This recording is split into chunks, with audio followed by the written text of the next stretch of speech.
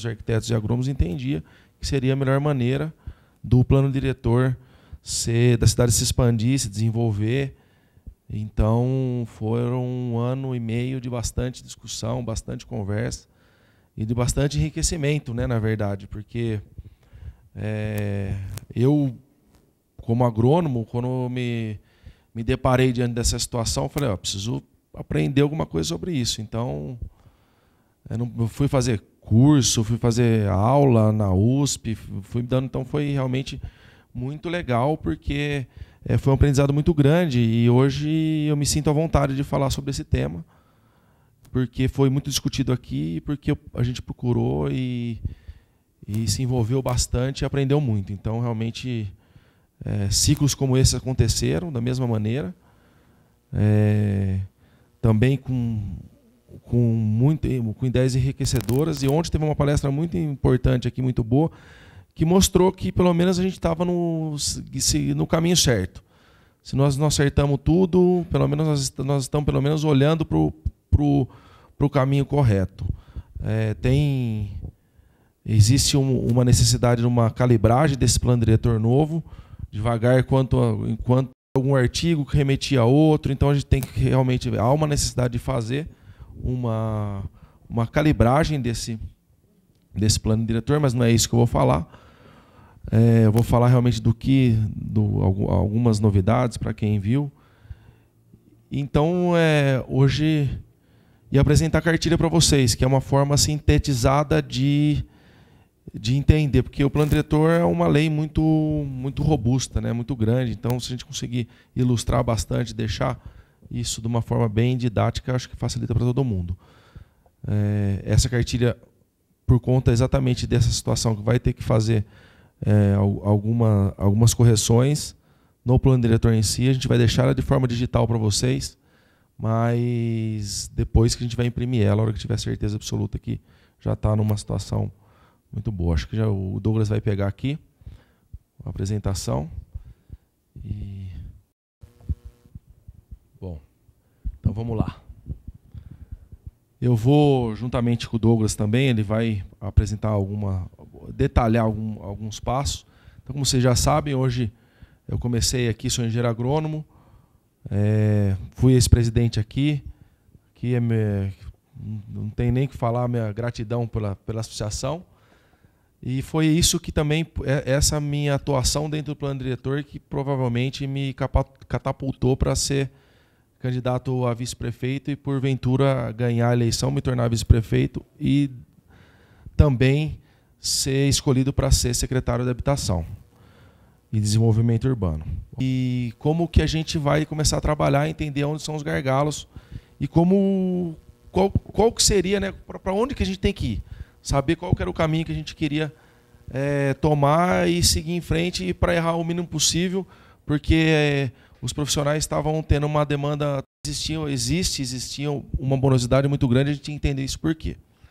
Então, para a gente começar a entender, tramita mais ou menos em torno de 30 mil processos por ano na Secretaria de Habitação. Tramitar não significa que são um número de processos, e sim são tramitações e processos. Então, se você imaginar, se eu não me engano, os dados que a gente tem hoje, a gente vai ter uma média de uns 6 mil processos por ano. Cada processo, em média, tramita 5 vezes ou dentro da secretaria ou em outra secretaria. Sai da secretaria, volta para a Secretaria de Habitação. Mas, no final das contas, o que importa é que são 30 mil tramitações no ano, são 30 mil avaliações que a gente tem que fazer, controle toda vez que entra, onde está esse processo, movimentação, onde que guarda. Então, realmente, é uma secretaria complexa, né, em todos os sentidos, tanto na questão não só por ter que avaliar projetos, às vezes, muito técnicos, mas também na sua parte organizacional é extremamente necessário que tenha um controle muito grande, porque a responsabilidade é enorme, né? São processos, são empresas, envolve acho que quase todas as camadas da nossa sociedade, desde interesses políticos, interesses financeiros, tem profissionais, então é uma responsabilidade enorme. Isso eu costumo dizer que provavelmente é uma das poucas secretarias que realmente contribuem diretamente com a criação de emprego e distribuição e criação de renda, seja em qualquer que seja a cidade, né? Um bom funcionamento dessa secretaria permite que a cidade comece a experimentar um movimento maior da economia, um movimento maior de geração de emprego, e isso é importantíssimo, e muito mais importante do que isso, além de fazer isso, de se aprovar rápido, é ter muita transparência dentro dos processos. E é esse que foi o primeiro pensamento nosso, é esse que é a linha nossa, é transparência e eficiência. Então, os processos concluídos por aprovação em 2016 foram 2.176. E 1.700, então às vezes a gente fica muito processo parado lá, foram processos que não houve manifestação do interessado. O que significa isso? Houve um comuniques ou uma notificação e o interessado ou não respondeu. Demorou para responder, fechou o ano, não respondeu. Nós tínhamos, né, não sei se esse número, porque hoje a gente estava fazendo as contas de novo, esse número é da época, né? Nós tínhamos 1.500 processos em andamento, processo em arquivo temporário 4.000 e processos tramitados não recebidos 1.000. Tempo médio para aprovação dos projetos, a hora que a gente chegou lá, era de 10 a 365 dias, projetos de unifamiliar ou multifamiliar. Mas quando a gente via e olhava a aprovação de loteamento, o problema ainda era maior. Demorava-se no mínimo, em média, 4 anos. E essa era a situação que a gente se encontrou. E esse que era a grande cobrança que a gente tinha. Não tem que ter um padrão e tem que ter um prazo. Porque o empresário ou a pessoa que está lá construindo sua casa, ela tem que saber quando que vai entrar e qual o prazo que tem para sair. Se for 60 dias, então em 60 dias tem que sair. Agora, não poder, a grande reclamação era essa. Entrava o projeto lá, o processo, não se sabia como que ia, quando e como que ia sair isso. Então, essa era a realidade que a gente encontrou lá. Bom, isso aqui também tivemos um problema muito sério de hardware. Lá, os computadores muito antigos, tinham, na época, 44 computadores, sendo o mais novo de 6 anos atrás, o mais novo, e o mais velho, o mais antigo, era um 486. Para quem conhece isso, funcionando. Não é que estava encostado não, estava funcionando mesmo, o pessoal usando. E quando eu me deparei com aquilo, eu falei, não, isso não tem cabimento. Como é que pode uma situação dessa? O pessoal era ali que ele fazia a impressão dos mapas, então você imagina, para abrir o mapa demorava... Bom, para ligar o computador demorava 20 minutos, para abrir o AutoCAD mais 20, e para abrir o arquivo mais 20, quando era pedido. Então, era 2 horas só para a gente conseguir ter esse arquivo aberto e imprimir. Aí eu me deparei com isso e falei, não, isso não tem condição de acontecer, porque você imagina, numa secretaria que exige softwares altamente complexos, que exigem máquinas muito, muito pesadas, a gente tentando na idade da pedra, praticamente um dos primeiros computadores desktop que a gente tinha, sem seus, aqueles que eu não vi também, que tinha de disquete, verdinho, fita verde. Então, acho que foram um dos primeiros, a gente está na cidade de tecnologia. Bom, nesse meio tempo, a gente tentou e conseguiu, junto com entidades como a EASC, a CISC e a iniciativa privada, com que uma parceria com que a gente conseguisse renovar esse quadro nosso de computadores. Hoje a gente tem praticamente todos os computadores da habitação renovados, novos, e agora em condições de tocar qualquer serviço que aparecer lá, seja ele independente do software que se necessita. Ué. Tem esse negócio que acontece de vez em quando.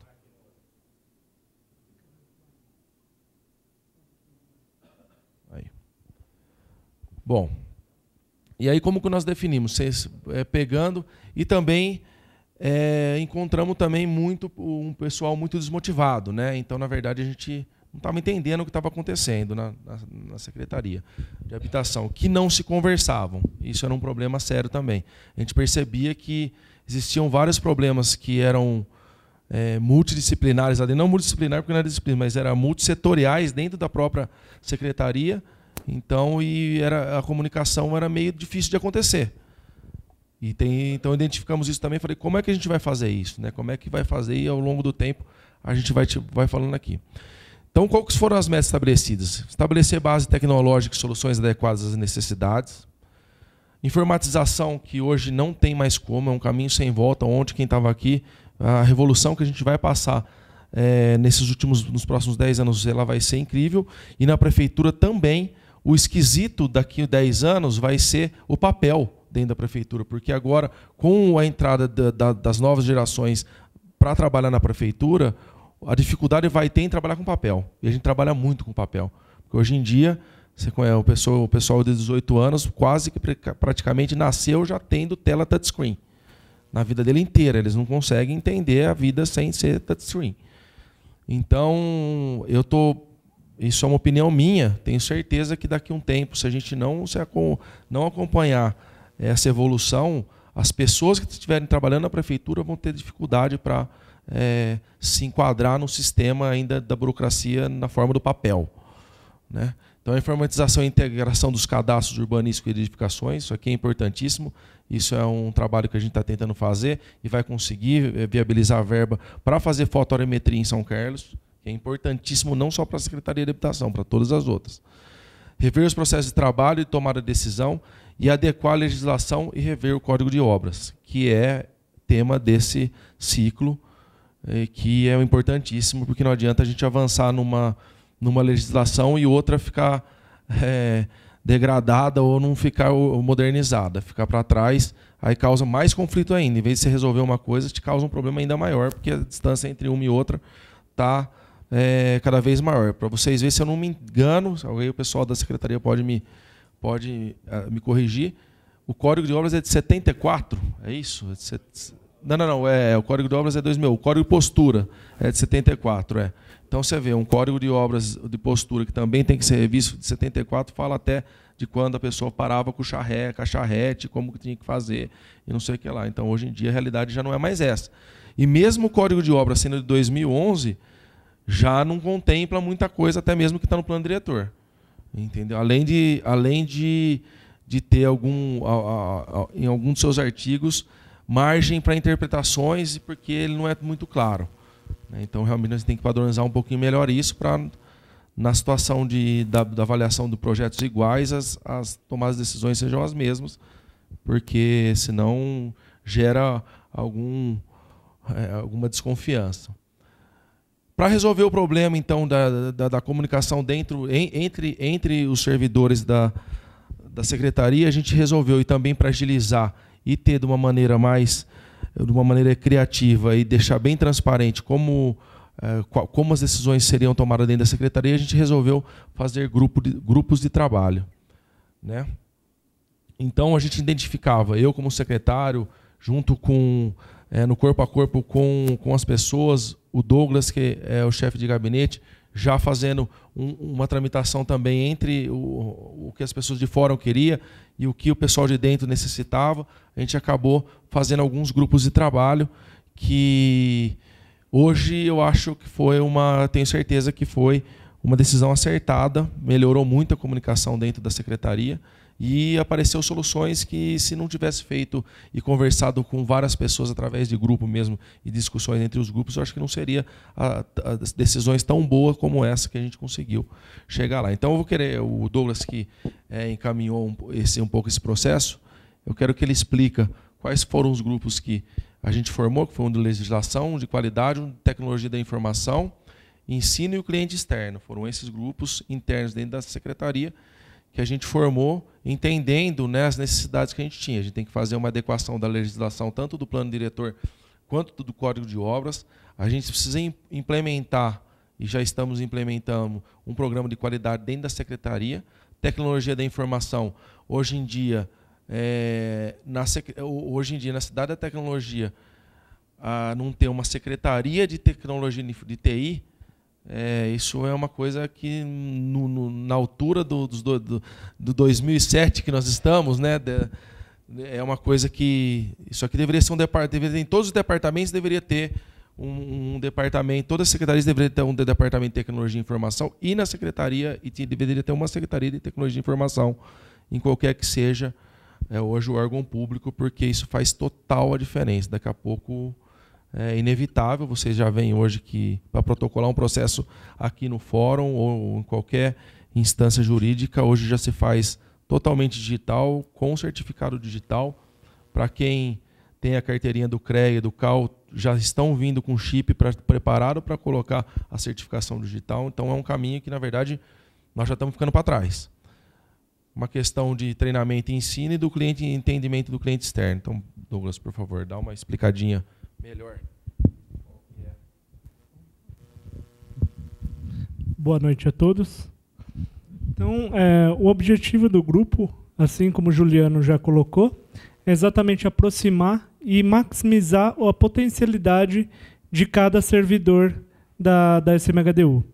Então, o que nós fizemos foi unir os servidores, procurando atender e integrar o máximo possível todos os departamentos para que as ideias se enraizassem e coubessem em toda a secretaria. Então, o grupo de tecnologia da informação, assim como o Juliano já colocou, ele vai trabalhar exatamente essa preparação, né, para o futuro. Então, é discutir as melhorias, então é conversar com quem faz o dia a dia, como que se trabalha, quais são as ferramentas utilizadas e pensar como nós poderemos dar um passo adiante. Então, quais são os sistemas que nós podemos melhorar para criar uma ferramenta mais inteligente e mais ágil para executar o serviço do dia a dia. Então, nós temos aqui listados alguns dos nossos principais pontos a serem discutidos. Hoje nós estivemos lá na ESC Júnior discutindo exatamente uma remodelagem de um requerimento eletrônico de licença. Exatamente já junto com um grupo de qualidade para tratar de padronização de processos na informática, no sistema de informação. Então, e aí o principal para todos e para nós também é a plataforma de projetos eletrônicos, que é a análise online, que é o caminho aí dos próximos, até setembro, acredito que nós já estejamos com o projeto pronto e já está começamos a dar entrada nele com os projetos pilotos. Talvez até janeiro já esteja totalmente incorporado à SMHDU e também os profissionais já estejam mais integrados ao sistema e nós possamos já dar o fim nos processos de papéis. Isso é... Hoje nós chegamos em sistema, em equipamento de informática, nós conseguimos dar uma equalizada, mas ainda temos um ponto muito importante, que é cabeamento, né? O nosso prédio é muito antigo e aí, pela necessidade, foi se fazendo de acordo com o que foi surgindo. Então, nós temos muitos pontos de hubs, então nossa internet ainda é deficitária. Nós temos uma instalação elétrica lá talvez de quando, Flavinho? 1050, talvez. Tinha cabo que era coberto de pano. Então, imagina, o sistema é muito antigo ainda. Então, nós precisamos refazer todo esse sistema. Talvez invista aí para refazer e deixar em ordem cerca de 70 a 80 mil reais para refazer todo esse sistema. É importante falar que você vê, a gente acha que chega lá, esquece que tem esses detalhamentos e tem esses problemas, porque a gente tem que saber para onde que a gente vai arquivar, se for eletrônico, como que a gente vai arquivar esses dados, com que segurança, de que maneira, e se vai arquivar em nuvem, tudo bem. Então, como é que vai fazer a internet? Passa a fibra ótica na frente do nosso prédio quase, e a gente não consegue usar eles por causa da infraestrutura que a gente tem da secretaria, todo o cabeamento lá de dentro. Então, na verdade, a gente começa qual o servidor, como é que é o servidor, quanto... Então, na verdade, é um pouquinho além. Depois que a gente chegou, achou que era só o computador, depois viu que não era. E E assim vai indo. Agora, resolvendo esse problema, esse segundo passo, juntamente com a questão do software que já está quase sendo equalizada, a gente vai estar apto para fazer isso. O grupo de legislação tem exatamente o próprio nome já trata. O principal ponto dele hoje que está sendo discutido são as leis complementares do plano diretor, porque por questão de lei tem 6 meses para serem debatidos, né? Então nós já estamos fazendo de antemão essa discussão para depois trazer uma discussão já um pouco mais técnica, um pouco mais trabalhada para ser discutida e para ser corrigida alguns pontos também. Foram pontos de adequações textuais. E aí nós estamos integrando, nós percebemos com a criação desses grupos o quê? Que era necessário também uma integração dos grupos, porque muito do que se trata a informática precisa passar pela questão legal. Isso é legal ser feito? Isso não é legal? Então, como se resolve esse problema? E aí isso vai gerar um impacto no grupo da qualidade, porque vai criar um procedimento novo, precisamos criar uma instrução de trabalho para isso, ou é uma portaria. Então, os grupos passaram a se interagir entre si pela necessidade do dia a dia.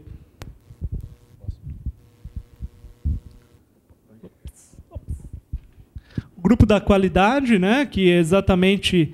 Hoje, todas as empresas, a maioria delas, dos nossos clientes externos, já trabalham numa certificação, seja ela ISO ou seja ela qual for que o mercado exija. Então, não é nada interessante a secretaria não ser certificada. Então, nós estamos trabalhando, primeiro, identificando todos os processos, equalizando a forma de trabalho, padronizando o sistema de trabalho para que possamos, no próximo, nós demos um prazo de 18 meses, nós conseguirmos a qualificação, a certificação ISO 9001. E aí, com essa, nós queremos atingir depois, no prazo de 24 meses, a certificação NBR 34001, que é uma certificação nova, que é anticorrupção, e a 18001, que é uma exclusiva para o serviço público. E o importante falar que eu, como engenheiro, né, formado na USP, que eu falo que eles forjam seus alunos a adorar números, né? Ser super. Eu tinha necessidade de ter isso aí, precisa ter métricas para ter comparação. Foi isso que a gente começou a fazer. Falei, não, além da qualidade, e a qualidade não deixa de ser nada mais do que parametrizar tudo o que está acontecendo lá dentro para saber como é que está andando. Uma das principais funções de fazer isso. Então a gente tinha que entender, e hoje eu já consigo ter um pouco mais de segurança nas tomadas de decisões, porque a gente já tem o mapeamento do processo, o acompanhamento do que está acontecendo. No final a gente vai apresentar aqui o que está acontecendo dentro da secretaria, e a gente vê que é uma riqueza de dados muito grande. Tendo isso dentro da secretaria, isso nos permite vivenciar ou antecipar alguns movimentos do mercado que realmente de maneira muito fiel, muito verdadeira, né? Muito real. Então isso era uma necessidade muito minha mesmo, de que se eu não consigo trabalhar sem os números, eu preciso ter isso junto comigo, apesar de ser processo, né? Então esse foi um primeiro passo que a gente também está tentando implementar, que não é fácil. O grupo de ensino é essa aproximação que nós estamos tendo com as universidades. Nós temos a USP, temos a UFSCar junto, estamos agora com uma nova parceria, estamos trabalhando uma parceria com a Unicep, estamos buscando uma parceria com a Unesp. Todos os cursos, nós temos lá biblioteconomia, está fazendo pretendemos que a biblioteconomia faça um trabalho conosco, que é criar um acervo, um catálogo de projetos, que quando a prefeitura contrata projetos, e aí, cadê esse projeto agora? Se não é executado naquela época, para onde ele fica, onde ele está, como ele ficou, quem contratou, quanto pagou. Então, Então nós não temos essa informação e aí acaba acontecendo de a prefeitura contratar 2 vezes o mesmo projeto. E isso, né, é um erro gigantesco. Então nós precisamos trabalhar. Então esse grupo de ensino, nós temos uma proposta agora bem interessante, que é fazer um levantamento de como se deu o plano diretor de 2005 a 2016, para ter esse dado histórico, para ver como foi o crescimento da cidade, para ver como se deu o desenvolvimento de cidade, como a prefeitura, o poder público agiu para ordenar o crescimento da cidade, que são dados importantíssimos que nós precisamos ter para trabalhar no próximo plano diretor, para não acontecer como aconteceu. E se realmente o plano diretor atingiu os objetivos que ele queria naquele momento. A intenção era essa, mas será que ele conseguiu através da maneira que foi feita, sim ou não? A gente não sabe. É fazer uma análise do resultado de tudo isso. Hoje a ESC Júnior está fazendo esse processo para a gente de mapeamento de todos os todas as aprovações, todos os processos lá dentro, como é que o processo anda. Isso é uma das coisas que a ESC Júnior está fazendo. O pessoal da UFSCar vai resolver uma situação que eu quero saber, a gente quer saber, né? Quanto que custa um processo tramitando dentro da secretaria e quanto que custa esse processo, quanto que custa a demora dele para a cidade e quanto custa a demora dele para o investidor ou para o dono do terreno que quer construir sua casa, quanto que isso vai onerar, quanto é isso em números. Né? Quanto tempo, o que acontece quando uma secretaria demora em média 4 anos para aprovar um loteamento? Quanto isso influencia se você tiver uma secretaria que demore 1 ano, que é a média da região em toda aqui nossa? Então, quanto que isso influencia na economia de uma cidade? Como é que isso acontece? Porque realmente eu tenho certeza que influencia muito. Né? Mas eu quero ter isso em mãos, esses números, e é isso que em primeiro momento o pessoal da estatística da UFSCar vai fazer, fora trabalhos de qualidade lá dentro, saber o que está precisando, o que o servidor mais necessita. Então, na verdade, juntamente com isso também, quem procurou a gente, eu não sei nem se você sabe, a Fundação Getúlio Vargas também está querendo fazer uma parceria com a gente, aí, porque ficou sabendo que nós estamos fazendo junto com a USP, com a UFSCar e a Unesp também. Então, realmente é uma aproximação que sai daquele campo eleitoral, né? Que todo mundo fala que tem que ter essa aproximação, e a gente conseguiu essa aproximação de forma rápida, porque a gente tratou como prioridade. Não pode deixar 2 universidades do porte que tem aqui em São Carlos, uma das melhores universidades da América Latina, sem se utilizar desse conhecimento todo em prol da prefeitura, da cidade de São Carlos. E o que me chama a atenção uma vez que eu estava na USP, estava vendo que ia ter no final uma defesa de uma tese, acho que de mestrado, que era a solução dos problemas de trânsito no Mercadão de São Carlos. Eu falei, então tem o que não tem de solução nas prateleiras das universidades? Deve ter muita solução já pronta lá dentro. Entendeu? Com certeza absoluta, que a gente não está conseguindo enxergar, não está tendo comunicação, e é isso que a gente está tentando trazer para realmente não acontecer o que aconteceu, de a gente ver um monte de projeto bom. Precisamos fazer um projeto aqui para o Mercadão. A hora que nós fomos ver, tinha já o projeto. Para o Camelódromo, na hora que nós fomos fuçar, tinha também o projeto lá. Falei, então, espera um pouco. Né? Se gastou um monte de verba, de dinheiro público, e aí nós vamos gastar tudo de novo. Então, isso faz parte de também fazer o bom uso do dinheiro público. Né? E acho que isso é um dos motivos que a gente está lá. E a aprovação eletrônica de projetos, né? Isso, quem veio semana passada aqui viu que cidades já fazem isso, e até eu estou tentando marcar uma visita para Sorocaba para o pessoal ir lá, para conhecer já de perto. Eu não sei se é daquela forma que a gente fazer, mas é mais ou menos por ali. Eu sei que o caminho está por ali. E um dado importante que ele falou, que quando eles passaram para a parte eletrônica, a aprovação rápida deles, eles perderam tempo. A gente tem que entender por que esse tempo que piorou a situação deles. Então, os serviços que a gente quer iniciar são esses, mas primeiramente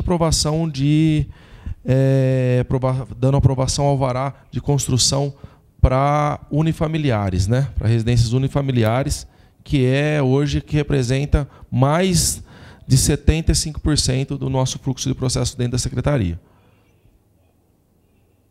Bom, e para também, quando o projeto for um pouco mais complexo, né? Como é que a gente vai fazer, né?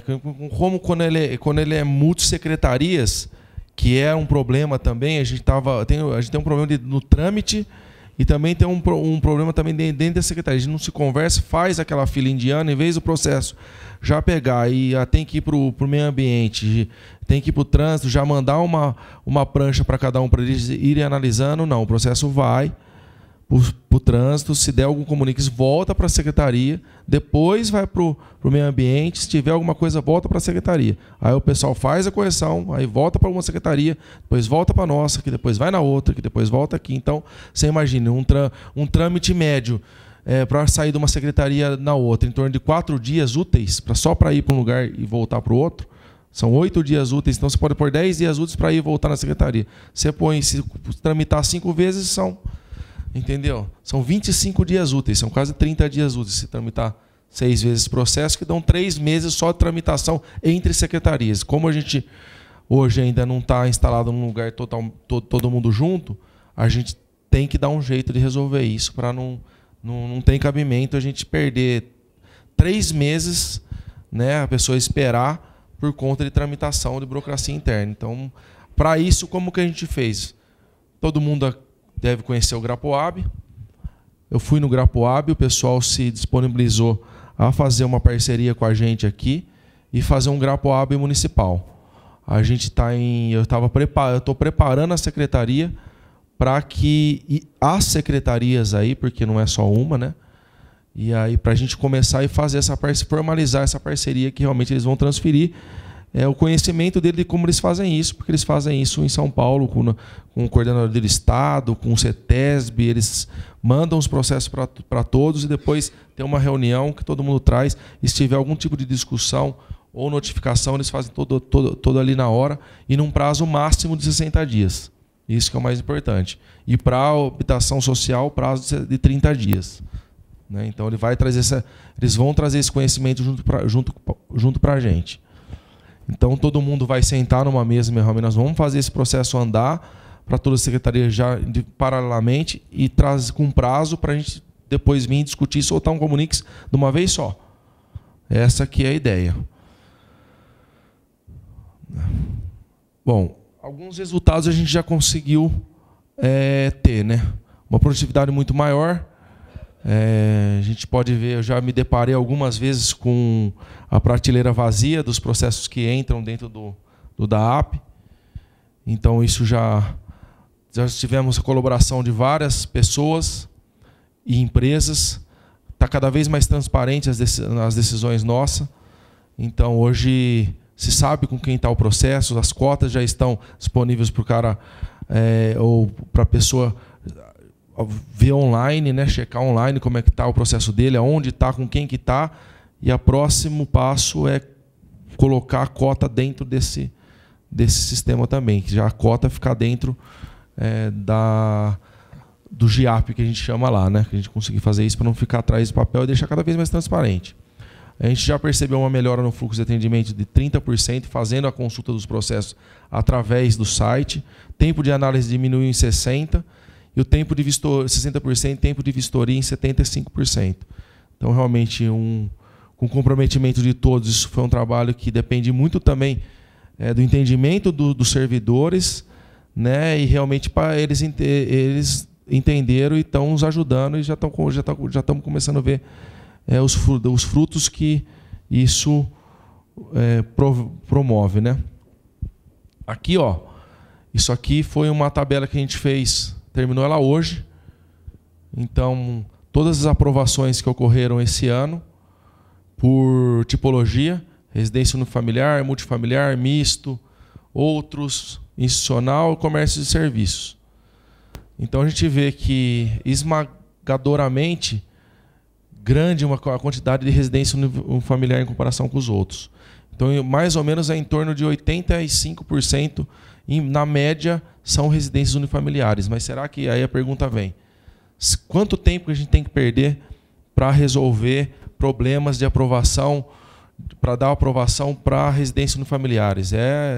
Na escala das dificuldades, teoricamente, são as mais simples, né? E as que trazem menos prejuízo para a cidade.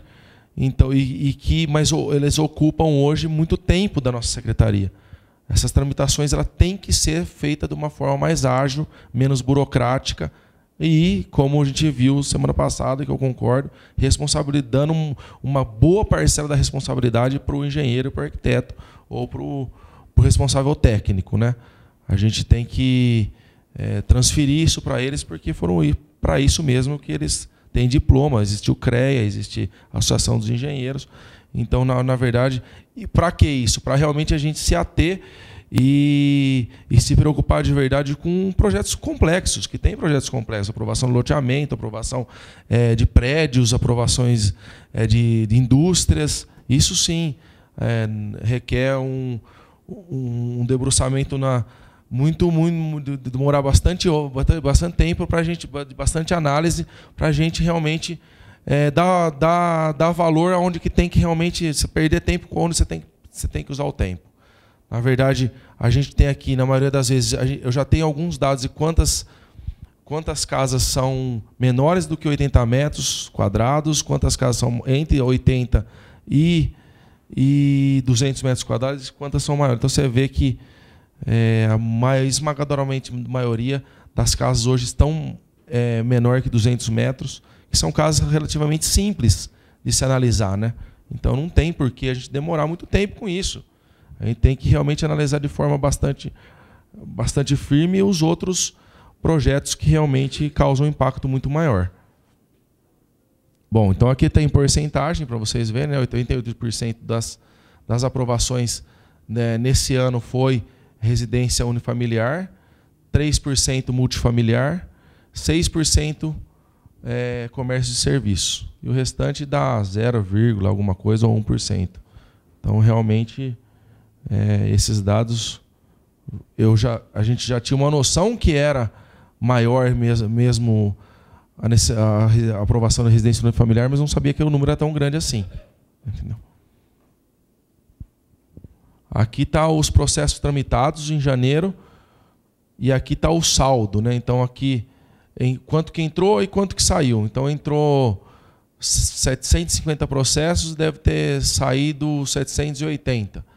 E o que é esse saldo negativo? É que realmente tinha processos atrás que estavam tramitando, que estavam, entre aspas, em estoque, que a gente já começou a diminuir esse estoque. Isso é importante. Esse é o dado que a gente tem que... O importante não é quantos... A gente ia fazer uma comparação de quanto foi aprovado ano passado, ano retrasado, com esse ano, mas isso não importa, porque se a economia estiver aquecida, pode ter tramitado muito mais processo, aprovado muito mais, mas o estoque também teria... O estoque de processo estava positivo, então estava mesmo acumulando mais processo nas prateleiras da secretaria. Então, nesse começo do ano, a gente já em janeiro, a gente já viu uma melhora. Em fevereiro, a gente teve tiramos do estoque em torno de 250, quase 300 processos. Em março, a gente deu conta tudo que entrou saiu, né? Não, em abril também e em maio também. Então, nós estamos nessa situação. A gente está vendo que está tendo uma linearidade na quantidade de processos que tramitaram dentro da secretaria e a gente já começa a ver em comparação com o ano passado que está querendo dar uma indicação que a economia está um pouquinho melhorando na construção civil esse ano. Não é muito, não está dando muita diferença, mas a gente já vê uma evolução em relação a isso. Aqui, saídas versus aprovações. Espera um pouquinho cadê o Douglas aqui? Aí são tratados apenas os processos, não a quantidade de tramitação. Então, são os processos que saíram versus a quantidade de processos que foram aprovados. Então, vocês podem perceber... infelizmente, aqui ele acabou pegando a tramitação, mas eu fiz a comparação, talvez na próxima planilha tenha, onde mostra que a quantidade aqui, essa mostra exatamente a quantidade ela é muito próxima à quantidade de processos que tramitaram com a quantidade de processos que foram aprovados. Isso mostra que são alguns... Precisa fazer uma análise mais profunda, mas nós temos 2 fatores importantes, que o processo não está ficando parado na secretaria e os processos estão chegando com uma melhor qualidade para serem aprovados, né? Então, isso resulta numa melhora nos 2 caminhos, tanto do mercado quanto da secretaria. Ah, mas a secretaria começou a aprovar de qualquer jeito? Não, isso não é verdade. Mas a secretaria se tornou mais ágil na análise do processo. Para você ter uma ideia, o tempo médio de análise de um processo no DAAP, que essa pesquisa foi feita dentro da divisão de análise e aprovação de projetos, o tempo médio são de 12 dias. Então, tem muitos profissionais que ligam, meu processo está parado na DAAP, está para ser analisado. Tá, mas aí você olha, o processo está com 2 dias. Aí, tá, eu vou lá com calma, vejo ali aí, como está o processo e tal. Não, o processo já está na minha mesa e já está sendo liberado. Então, nós estamos diminuindo o prazo médio, que eram de 12 dias, está caindo isso consideravelmente. Eu acredito que no último mês, nós estamos esperando fazer o fechamento, mas eu acredito que esse número médio vai cair para 5 dias úteis de análise de projetos. A fiscalização, nós fizemos um comparativo, nós mudamos um pouco o sistema, e a fiscalização tem um prazo médio de 3 a 5 dias úteis para fazer a fiscalização. Como haviam muitos casos que eram um estoque muito grande de processos, então ainda nós não conseguimos trazer toda a fiscalização para essa realidade, mas está sendo trabalhado bem forte nesse sentido de trazer junto para deixar bem equiparado e uma sintonia muito grande da aprovação com a fiscalização, né? Então, são dados importantes que mostram que, exatamente como o Juliano disse, deixou claro, que não importa se quem está coordenando caminha para um lado, se os servidores vão caminhar por outro.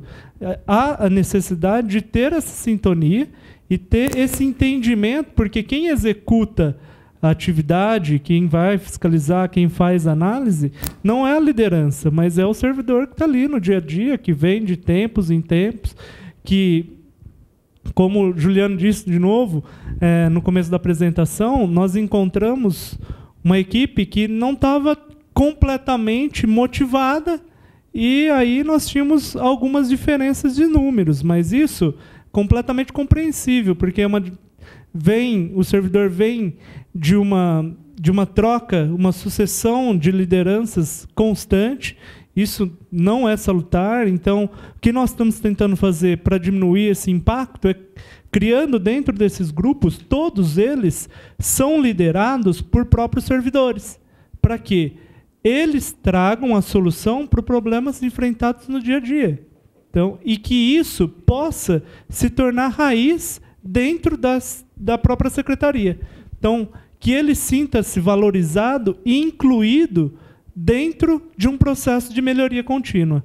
Isso vai trazer um reflexo muito grande para a secretaria, para os clientes externos, ou seja, para o público que tenha uma relação mais próxima com a secretaria, como para o município como um todo, né? Haja visto a importância da secretaria para a cidade, para o município.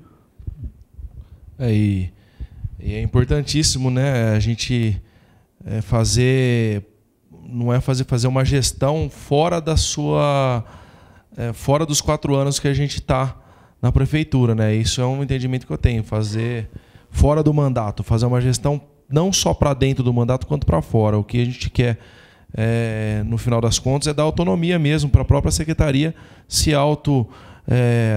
autoalimentar do que precisa, e essas transições que são inevitáveis aconteçam de uma maneira muito menos brusca dentro da secretaria, que independente do governo, independente do partido que venha, que a secretaria tenha um padrão de qualidade contínuo, e que isso aí vai se tornar secundário, né? Porque realmente esse recomeço que sempre acontece quando tem mudanças no poder, ele só traz prejuízo, né? Porque toda vez você volta de novo para um começa com um trabalho. Então, na verdade, deixar elas autônomas, eu acho, autônoma em relação à aprovação, esse é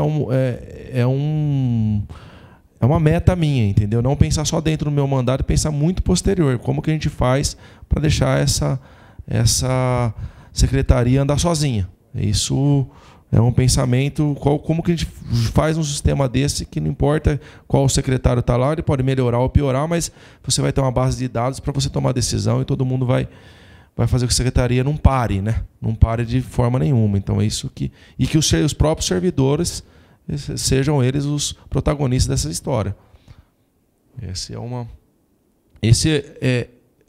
primeira parte da palestra, que a gente está vindo da apresentação. Eu queria chamar o nosso amigo aqui, Pedro Katayama, que acho que pegou um trânsito meio bravo lá em São Paulo, nessa saída que ele quer dar uma palavrinha, e depois a gente continua mais um pouquinho, que eu quero apresentar a cartilha para vocês. Bom, agradecer o Juliano, Douglas, o Reginaldo aí, os presidentes da Associação de Engenheiros e Arquitetos aqui de São Carlos. Eu sou engenheiro agrônomo Pedro Katayama. Pedro Katayama, já fui conselheiro, alguns mandatos. Eu sou de Piracicaba, deve ter piracicabano, da associação, fui presidente também.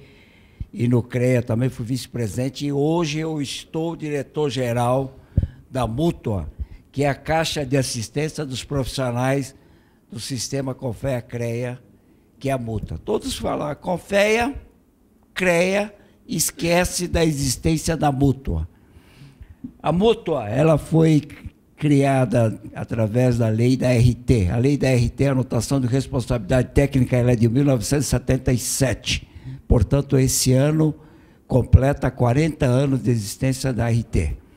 E naquele momento, um colega do Reginaldo, arquiteto, muito batalhador, polêmico, não sei se o Reginaldo chegou a conhecê-lo, eu tive o prazer de conhecê-lo, Enildo de Barros, ele tinha uma marca muito especial. Ele, na plenária do CREA, ele era polêmico, mas ele focava muito na questão social. Então, quando criaram a RT, ele achou que parte das RTs recolhidas pelo CREA fosse utilizado de uma forma assistencial e social para os profissionais. Da onde surgiu a Mútua, que 20% de todas as RTs que nós recolhemos, o CREA coloca num fundo chamado Mútua, que esse ano está aqui completando 40 anos.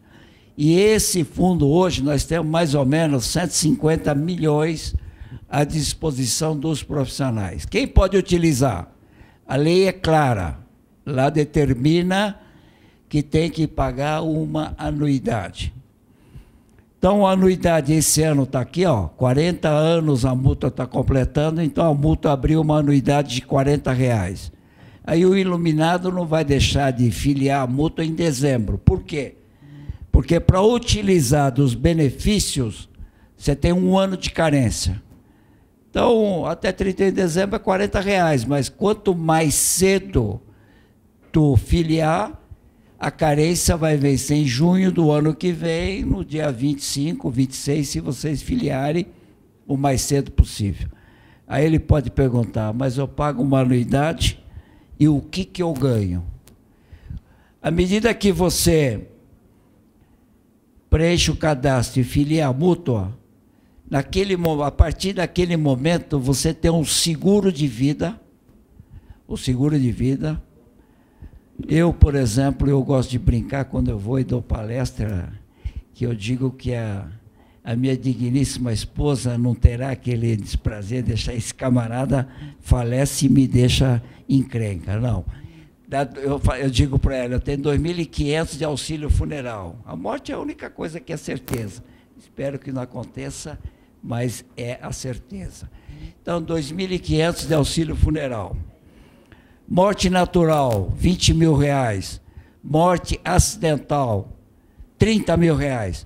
Resumindo, Então, com esses 40, você compra um seguro de 2.500 de auxílio funeral, 10 de morte natural, 20 de morte natural, 15 de morte natural e 20 de morte acidental. Nenhum banco você vai conseguir. Aí o Reginaldo vai falar, e qual a vantagem de eu virar mutualista? Está aqui, ó. O empréstimo que você contrai junto à mútua é 0,3 a 0,8 mais o INPC. Isso dá 1 ponto alguma coisa. E nós precisamos cobrar o juro, porque isso tem que ir girando para a molecada mais nova, igual o Juliano, poder utilizar, porque os velhos já estão mais para frente. Então é 0,3, 0,8 mais o INPC.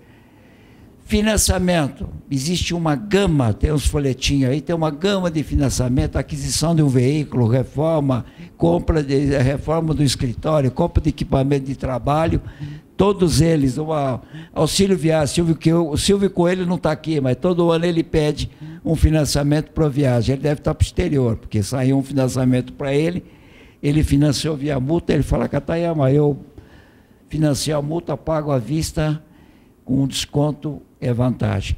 Aquisição de veículo, o veículo não fica alienado, já sai no teu nome e a única prestação de conta é apresentar um documento que você adquiriu um veículo.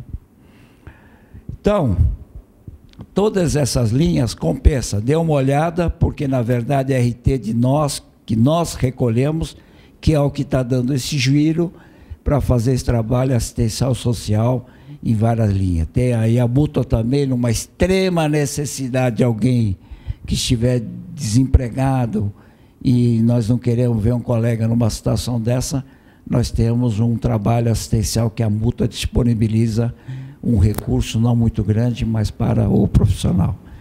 Então, todos os profissionais que têm registro no CREA, técnico, tecnólogo, todas as modalidades de engenharia, pode filiar a mútua. Entra no site www.mutua.com.br. Lá dá para você simular. Eu vou prestar 50 mil para adquirir um veículo. Eu quero pagar em 36 meses. Vai dar as parcelas. Eu vou financiar em 12, deve cair em 0,3. Se eu financiar em 36, vai pular para 0,8 esse delta no jurinho mais INPC. Então, só para encerrar, se você financia, o juro, a parcela é decrescente. Se você começar pagando 780, mês seguinte você vai pagar 770, 760, ela é decrescente e você recebe já o carnezinho, igual da Casas Bahia, para pagar. Então, gente, seja bem-vindo, utilize da mútua, por favor, porque utilizando a mútua, e quanto mais filiados tivermos em São Carlos, é bom para a associação, é bom para a associação e bom para todos os profissionais. Muito obrigado, boa noite. Desculpe do atraso que eu sofri na vinda até aqui. Ô Pedro, e vou falar que as linhas de empréstimos da mútua são incríveis. Não tem só para isso, não só para carro, mas tem também para você investir na empresa. São juros de 4%, 5%, 6% ao ano. É moleza, compensa, faz todo o sentido de a gente se associar. E eu já necessitei, já fiz e presto sair de forma rápida e é muito interessante. Vale a pena, pessoal. Vale a pena, todos os benefícios que tem. Pode. 10 minutos. Boa noite a todos. Eu vim aqui falar com o Juliano, pedir desculpa que eu tenho que ir para um outro compromisso, mas eu não podia deixar de cumprimentá-lo por esse trabalho que vocês começaram, eu tenho certeza que vai ser um sucesso, e dizer, não só como secretário de obras, eu sei o esforço enorme que vocês estão fazendo para dar condições melhores para os profissionais da cidade, e também como arquiteto da cidade, que a gente já começa a ver os resultados. E a gente percebe que, um tempo atrás, os projetos demoravam demais para ser aprovados e agora já está começando a melhorar e muito. Então, meus parabéns para vocês. Uma coisa que eu queria tocar, que não foi dito, mas eu tenho certeza que vocês estão cuidando com carinho, e eu acho que é essencial, é o atendimento ao profissional. Eu acho, pelo que eu vi na palestra de vocês, amanhã nós não vamos mais precisar nem ir à prefeitura para ter uma conversa com o engenheiro analista. Talvez seja do próprio escritório, via online, alguma coisa do tipo. Mas enquanto isso não aconteça, e também sei, Juliano, das dificuldades de espaço que vocês têm lá para fazer um atendimento mais restrito, mais reservado. Mas aqui vem um apelo, não do secretário, mas sim do profissional, para que resolva isso de uma maneira mais rápida possível, porque é constrangedor a gente ser atendido no balcão com problemas de cada projeto, de cada ser exposto ali no balcão, para todo mundo que está ali escutando. Então, muitas vezes você está discutindo com o analista, e tem um outro cara do lado, assim, o analista fala assim, mas é isso aqui, isso aqui, isso aqui. Quer dizer, para quem está do lado, representa que o profissional não sabe fazer, não sabe aprovar o projeto da prefeitura. Então, esse é um pedido, como profissional, como ex-presidente da associação, que isso foi uma briga nossa, de todos os presidentes, isso foi um pedido para todos os secretários de habitação que cuidam um pouco desse atendimento ao profissional. Isso não já foi só pensado, como já está projetado naquela frente. Tem o projeto pronto, aprovado e com a parceria de alguém fazer.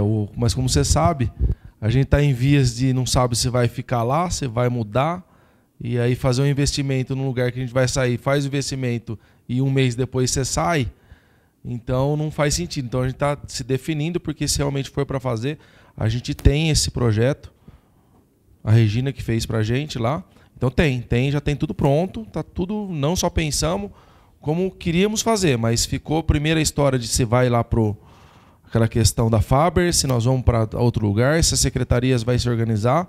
Então nós estamos nesse embate que não justifica eu fazer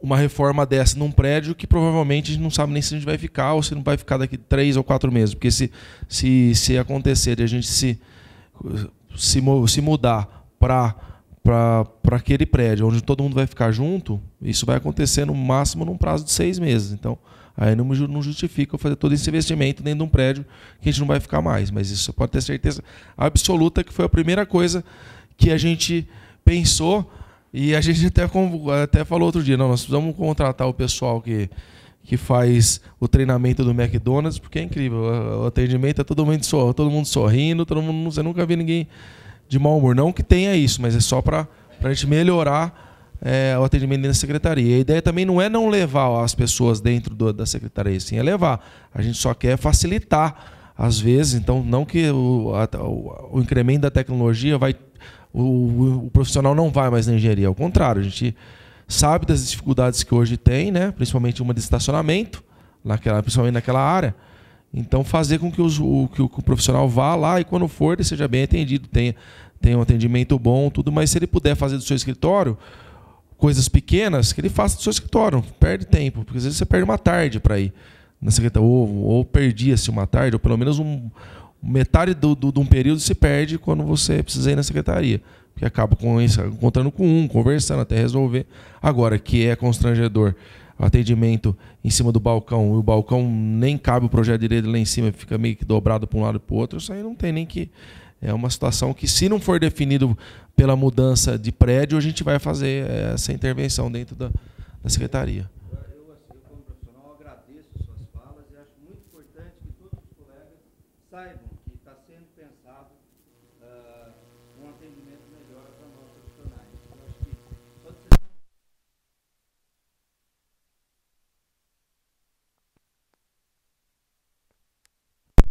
Está viabilizado, só falta definir se nós vamos fazer ou não vamos. Então, e agora, pessoal, vou fazendo uma forma mais rápida, não vou entrar em detalhes do plano diretor, porque isso aí cabe, acho que um ciclo inteiro para a gente falar, ou pelo menos uma rodada de umas 3 palestras para falar de tudo. Eu queria realmente apresentar isso também, que a gente fez a cartilha do plano diretor, ilustrada, Essa ideia veio realmente para deixar o plano diretor um pouco mais fácil de ser, principalmente para ler, né? Isso a gente falou, pô, como é que uma pessoa vai sentar e vai ler todo esse plano diretor, que é um calhamaço mais de 100 folhas. Então vamos fazer uma cartilha ilustrada. Então a gente fez, já chegamos num primeiro boneco, né? Ela está aqui, se vocês quiserem ver depois, eles estão aqui. Está aqui uma primeira mostra para ver como é que ficou. Mandou na gráfica, agora a gente vai readaptar ele com as mudanças que vai ter que ser feitas, as correções, mas está aqui. Então, nós temos um índice, esse é o corrigido, o primeiro corrigido dos erros do português. Agora vai ter que fazer a reanálise do plano diretor, porque tem algumas coisas que a gente não consegue implementar e vai ter que depois já pôr o correto, né? Mas online a gente vai deixar, já online disponível para todo mundo, porque aí sim, eu acho que já vai ajudar demais, tenho certeza que vai ajudar demais. Então, hoje a gente tem... Esse é o município de São Carlos. Esse em volta aqui são as zonas de expansão urbana. E isso aqui é o perímetro urbano, só para vocês. Então a gente tem um zoneamento externo, perímetro e interno, cada um com as suas características. Isso foi amplamente discutido dentro do núcleo gestor e foi isso que definiu os zoneamentos e as áreas, macrozonas internas e externas. Então aqui está um zoom, né? Um zoom das áreas externas, com os zoneamentos, os externos ao perímetro urbano, zona 6A, 6B, 6C, 7, 8, 9 e 9B. Então tem algumas áreas que têm restrições grandes, que são áreas de proteção de mananciais, que são regidas pela lei da PREM, e tem também o zoneamento interno, dentro do próprio município do perímetro urbano já da zona interna, que é a zona 1 de ocupação consolidada, induzida, condicionada e qualificação e ocupação controlada. Então, o plano diretor pensou não só fora como dentro. Aí tem um eixo estruturante que permite com que, provavelmente aqui, se eu não me engano, é na Rua Larga, ali tem duas da Avenida das Torres, que vai se permitir um coeficiente de aproveitamento máximo maior do que a própria zona onde ela está inserido, que é realmente naquelas ruas, para a gente conseguir fomentar e crescer, fazer com que tenha mais comércio e faça com essas vias estruturantes tenham mais vida, né? Aí tem, eu não vou entrar em a zona 1, que é provavelmente a zona central de São Carlos, né? A zona 2 de ocupação induzida, com outros coeficientes urbanísticos, né? De ocupação condicionada e de qualificação e ocupação controlada. Está toda a descrição aqui, eu não vou ler, porque isso aqui tem que fazer uma leitura mesmo. Cada um é a zona de proteção e ocupação controlada, que são essas zonas, são zonas que estão na PREM, mas já estavam já faziam parte do perímetro urbano quando a lei foi promulgada e hoje já estava consolidado essa situação, né? Então, vocês me corrijam se é realmente isso, né? Aqui a gente já entra na situação das zonas de expansão urbana, a zona 6A, 6B, 6C e 6D. Você vê que o plano diretor hoje permite que você cresça ao entorno de praticamente toda a cidade, só aqui que não, nessa parte que não, porque aqui também tem muito problema com mananciais. Então, essa foi uma luta da Secretaria, da Associação dos Engenheiros, para que fosse isonômico a oportunidade para todas as áreas de São Carlos, desde que não tivesse problemas, impedimentos ambientais ou físicos, né, ou legais também. Então a gente conseguiu hoje ter áreas de expansão urbana ao redor de toda a cidade. Aqui está o resumo dessas áreas, quais são os seus coeficientes de ocupação, tamanho de lote mínimo, né, e aqui são a zona 7, né, de regulação e ocupação específica, alguns loteamentos que já existiam, terrenos, olha aqui, você pode ver lote 1.500, testada mínima, normalmente estão muito vinculados à área de proteção de mananciais, e como é a 8B aqui, ó, tem a 8A e a 8B, que tem a do Feijão, a bacia do Feijão e a do Monjolim. Aqui tem um quadro para vocês verem, para resumir e ficar cada vez mais fácil, para a gente facilitar a nossa... tanto também interno como externo, porque não dá para decorar tudo isso uma vez só, ou mesmo ao longo do tempo. As introduções e explicações com relação a doações de área pública, que hoje vai ter sistema de lazer, área institucional e patrimonial. Hoje são 18% de doação que tem. Uma mudança que teve no plano diretor também foi as faixas complementares, que além da APP, vai ter faixas verdes complementares, quando for fazer o empreendimento ou loteamento, de 30 e 50 metros. Então é bom você atentar a isso também, através dos seus corpos d'água. Uma outra, a introdução aqui para condomínio, para não ter esse muro, é a fachada viva, que eu achei que é uma sacada muito legal, né? Então não deixar com que aconteça o que aconteceu aqui, provavelmente isso aqui é na Miguel Petrone, que fica aqueles muros enormes sem ter vida nenhuma, e ficar não servindo para nada, só mal um pedestre consegue andar. Então a gente junto foi pensado ter a fachada ativa, né? Os exemplos de aplicações, e aí tem as diretrizes do condomínio, extensão até 50 metros, apresentar faixa vegetada, ao menos 3 metros de largura junto à fronteira e ao menos 15% da fronteira tem que ser permeável. Então, de 50 a 100, de extensões de 150 a 300, cada uma tem a sua particularidade para deixar uma situação mais ou menos dessa forma aqui, para que tenha vida, para que tenha um pouco parques lineares, faça uma pista de caminhada, de corrida em volta desses condomínios. Eu acho que isso foi um ganho muito grande. Aí tem a questão da outorga, da outorga onerosa, né, da alteração de uso de solo, que aqui está definindo onde que é 5%, onde que é 7,5% e onde que é 10%. Vai ter que pagar. Aí tem toda a explicação de como vai ser as vias arteriais, arterial tipo 1, tipo 2, né, vias marginais, quais são os tamanhos, como que tem que ser, contempla ou não, ciclovia, qual que como que tem que ser feita. Então está aqui tudo explicado da melhor maneira possível. Ainda tem umas melhorias para a gente fazer, mas está bem didático. Aqui tem umas especificações, provavelmente, se eu não me engano, essa é a área em volta do observatório da USP, não é? Será que não é? Restrição de gabarito? Essa aqui não é da USP? Estracejado, e aqui é na USP, que por conta do observatório tem que tomar cuidado com a altura do prédio que tem que construir, porque tem algumas limitações. Então está totalmente didático e pronto para vocês terem o primeiro contato com ele, né? Que realmente ele é bem complexo. Deixa eu ver, acabou? Acabou? Então essa é a cartilha. A cartilha eu vou deixar disponível aqui na associação.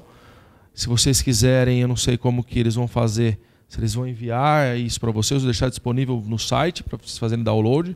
Que isso, né, Douglas, acho bom você deixar isso no site para download, essa cartilha, para vocês terem acesso e já começar a se familiarizar com esse plano diretor, que na verdade todo mundo está se familiarizando, viu? Isso aqui, a própria secretaria, os próprios analistas estão se familiarizando, os fiscais, todo mundo, com esse novo plano diretor que veio para ajudar muito a nossa cidade a se desenvolver de uma forma ordenada e controlada. Eu queria agradecer o pessoal da secretaria que veio aqui hoje, todo mundo que está aqui. Falar novamente que quando eu estava presidente eu não via essa participação toda da secretaria, então repito que muito obrigado por vocês terem vindo na palestra menos importante para vocês, que era a minha, porque vocês têm eu todo dia lá, né?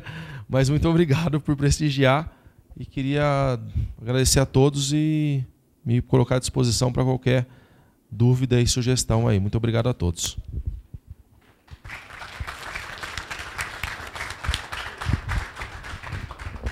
Bem, eu também agradeço a disponibilidade do secretário, presidente, né? Antes de abrir as perguntas, deixa eu fazer as formalidades aqui, Julião, entregar aqui um certificado pela participação.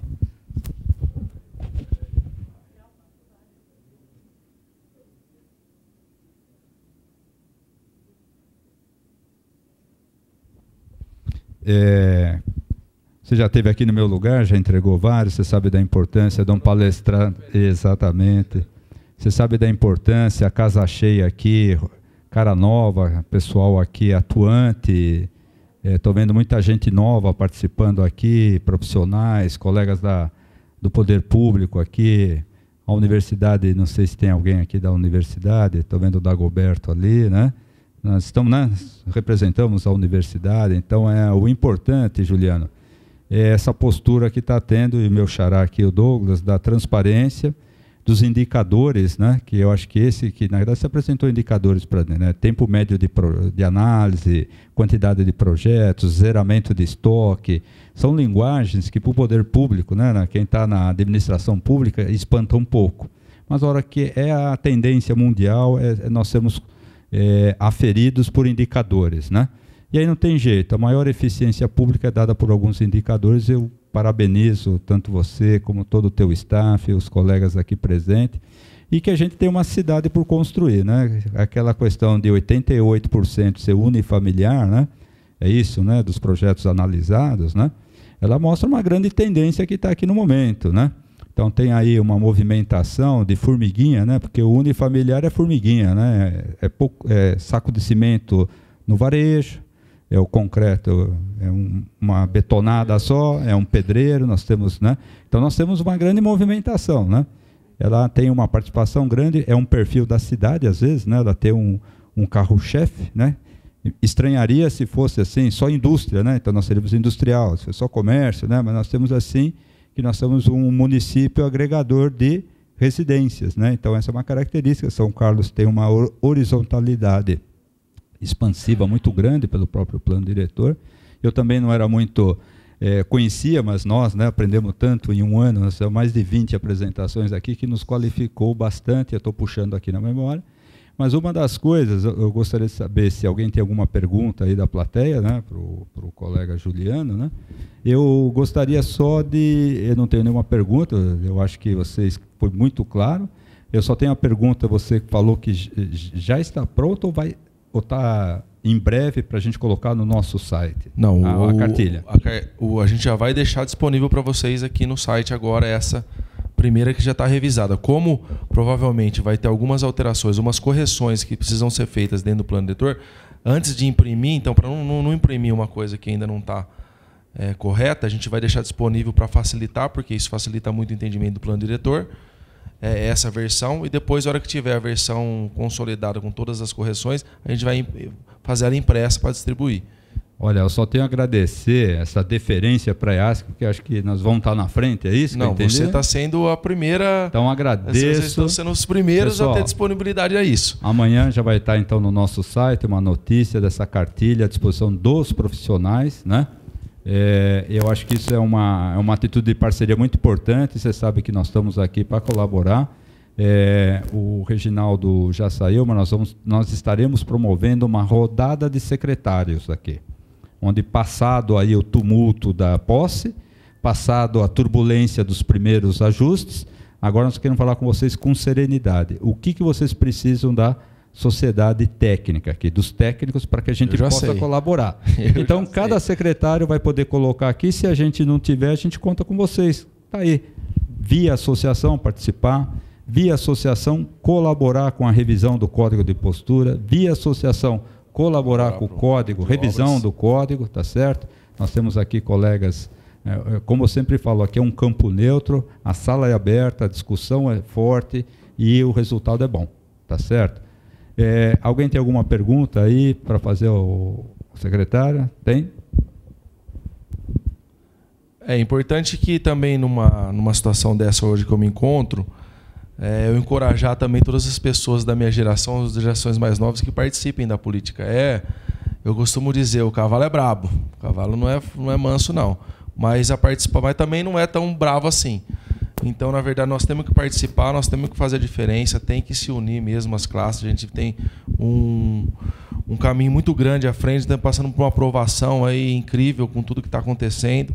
Então, realmente, eu me tornar vice-prefeito, se serviu para ser a fenda na rocha, para as pessoas pelo menos pensarem no assunto, eu acho que eu já tenho meio caminho andado do que eu teria que fazer. Então, porque realmente tem que ter coragem, não é fácil. É um ambiente, vamos dizer assim, hostil, né, na verdade. Só que a gente tem que ter coragem e tem que ir lá e enfrentar a coisa de frente e tentar deixar... Hoje a gente tem as ferramentas para deixar a situação mais transparente possível, né? Então é isso que... E a Secretaria de Habitação me permite isso, né? Ou me cobra muito disso, eu me cobro muito. É a Secretaria que tem que ter mais transparência, porque se tramitam 6 mil processos por ano. Então, a gente tem, quanto mais transparência a gente tiver, mais credibilidade a gente tiver, eu tenho certeza que a gente vai começar a fazer diferença, porque o Brasil aguentar o tranco que está aguentando ao longo de tudo isso aí e não envergar ainda, eu vou falar para você, a coisa é impressionante. Então, a gente tem que começar a participar, participem mesmo, venha, ajude. A gente precisa, esse movimento, a gente viu que já funcionou aqui, vai funcionar de novo. A gente conseguiu influenciar, é importante a participação de todos. A gente tem várias decisões importantes que a gente tem que tomar agora em relação à legislação, tanto do plano diretor, tanto da incorporação de EIV, tanto também de resolver a situação da lei da PREM, que tem uns problemas sérios que estão causando. Então, a gente tem que se unir como classe e ver o entendimento qual que é o melhor. No fundo, tem que ser não o melhor para mim, nem para o Douglas, nem para a associação e nem para a secretaria. O que for melhor para os munícipes da cidade de São Carlos. Esse tem que ser o pensamento e isso que tem que... E a participação de entidades como essa, como a OAB, a gente está tentando estimular isso, e as universidades é muito importante, entendeu? É muito importante para a gente fazer, tomar as decisões, as melhores decisões possíveis, porque isso vai refletir e muito, né? Eu acho que não tem empresa você pegar o Google ou a Microsoft, que são as maiores empresas do mundo, não pode ajudar tanta gente como a política pode. Então, o meio mais fácil de se ajudar os outros ou mudar a vida das pessoas, tanto para o bem ou quanto o mal, é através da política, entendeu? Então, a participação de todos, da nova geração, eu sei que minha geração era a política também, eu também um pouco, mas hoje eu me coloco na situação de que realmente a gente tem que participar e exigir nossos direitos e exigir cada vez mais que a gente seja transparente, que as coisas estejam bem claras, porque o uso do dinheiro público pode nos levar a outro patamar, né? Num patamar muito melhor do que a gente se encontra hoje. É isso aí, aos jovens, né? Vocês aí têm esse campo de oportunidade. Agradeço, Juliano. Essas suas palavras aí são incentivadoras aí de um momento novo no país, na cidade. E desejamos sorte e tem todo o nosso apoio aqui. Você sabe que a casa aqui é aberta, já falei isso para você, né? Aqui além de associado, ex-presidente e também agora representando o poder público aí, a gente está, tanto você quanto os demais secretários, a gente está sempre aberto. Se nem tem mais uma pergunta, pessoal, gostaria de uma salva de palmas aqui para o Douglas e para o Juliano. O Douglas aqui, o chefe de gabinete, não para mim. E convido a todos aí para um coffee break ali ao fundo, tá? E mais uma vez eu só queria chamar a atenção para vocês que na semana que vem nós temos mais 2 palestras, tá? No dia 20, tá? Que vai ser com o engenheiro Rodolfo Marcos Venâncio, aprovação de projetos em prefeituras, de São José dos Campos. E nós Isso é importante a secretaria vir em peso, porque também provavelmente vai completar a palestra aqui do Bengla. Exatamente. E tem algumas coisas lá que acontecem lá que eles fazem de uma maneira muito interessante. São 2 municípios que a gente fez questão de trazer. Fazem as mesmas coisas, mas ali tem punição para o engenheiro. Eles têm uma maneira diferente de fazer. Eles avançaram um patamar de responsabilidade, que a gente chama, aprovação por responsabilidade. E na quarta-feira, o capitão Jean Gomes Pinto, sobre a aprovação de projeto no Corpo de Bombeiros. E na quinta-feira, a quinta musical, como já disse para vocês. Muito obrigado, boa noite. Sejam todos bem-vindos ao Coffee Break.